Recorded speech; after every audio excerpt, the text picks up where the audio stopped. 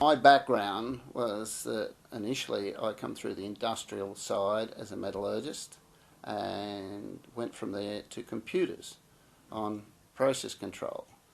And it's only a small step, process control of industrial applications to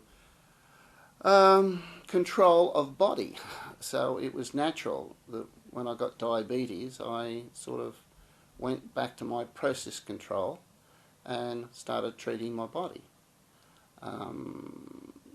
I discovered I had diabetes by my own administrations. I actually read an encyclopedia and I realised that of the 9 symptoms that they had recorded there, I had 7 of them.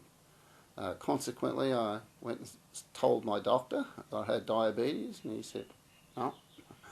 And I insisted on a blood test. Well, anyone that knows anything about the figures, I was 32.0 blood sugar. And they were looking for me to put me into hospital. Sport has always been a big factor in my life. I've played a lot of sports. I've coached 5 different sports for juniors. But my one love is squash. That could explain why I owned a squash court for squash centre for 15 years, and that kept me pretty fit. And it was while I was in the squash centre that I developed diabetes. But because of the fact that I was reasonably fit, even though I'm relatively big and heavy, I was still fit, and I think this is mostly what enabled me to combat the diabetes.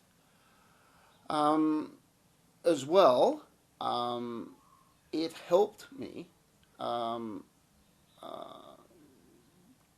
word I'm trying to say is to diet. It's a 4-letter word as far as I'm concerned, but I always had a sweet tooth. I had a bad combination of working behind a counter and having a big bunch of lollies handy, and I couldn't always resist it. And I used to eat a lot of lollies, even when I was diabetes plus. So I had to work hard on it.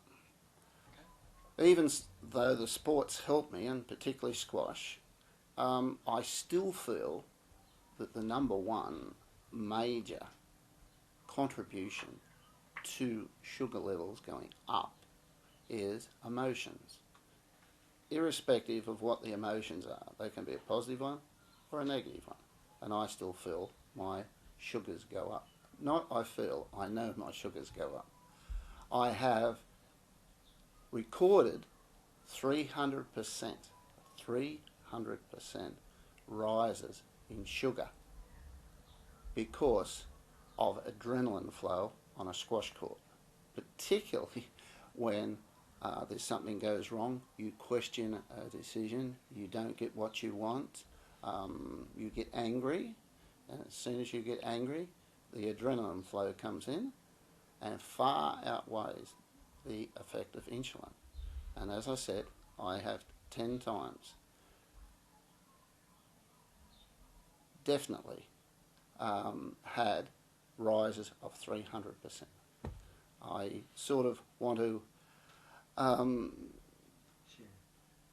share this particular thing because I haven't read or seen too much about the effect of emotions.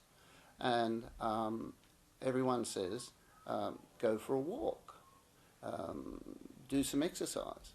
Well, as far as I'm concerned, it's not the exercise that does the job.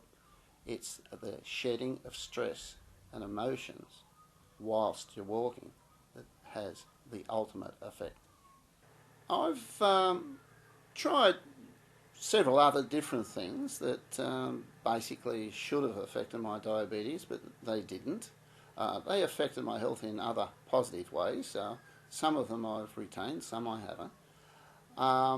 Then along came Elleotin, and to me it was just another try at something that might or might not work. I started taking it, and after 4 days, I felt a change. I felt my sugars were starting to improve. And I found this hard to believe, but as I kept taking it, and I eventually took it for 2.5 months, my sugars improved. Consequently, I started cutting down on my medication that I had been on, diaformin, diamicron, and a small shot of insulin that I had been taking, the long-acting insulin, that I had to take at 2 p.m. on one afternoon for it to work for me at 4 a.m. the next morning. Because doing tests, I'd found out that I went up in sugar significantly between 4 a.m. and 8 a.m. And I found that if I wiped this out, I was right for the rest of the day and my medication would hold. Consequently, taking the Eleotin, I halved that amount of insulin, went from 40 to 20. I cut out 1 diamicron and 2 diamorphin, which is a considerable amount. Sugar levels pre-Eleotin were up and down quite considerably, with big spikes. Up sometimes 14, 15, all depending on what I'd eaten, and the fact I couldn't keep my mouth shut. And sometimes it was sweets, sometimes bread, sometimes fried rice, which I shouldn't touch. But these peaks of 15 just don't occur now. And I find that there's a level at which it cuts out, and I call it a level at which I maintain. I don't think I get a spillover of sugar into my urine, which is at 10.2. And I call this eutectic level. Whether it's right or wrong, that's coming from my metallurgical background. But now, 10.2 is not my normal maximum, irrespective of what I eat. Yep. As you can see from this plate, this isn't what you should be eating if you're a diabetic.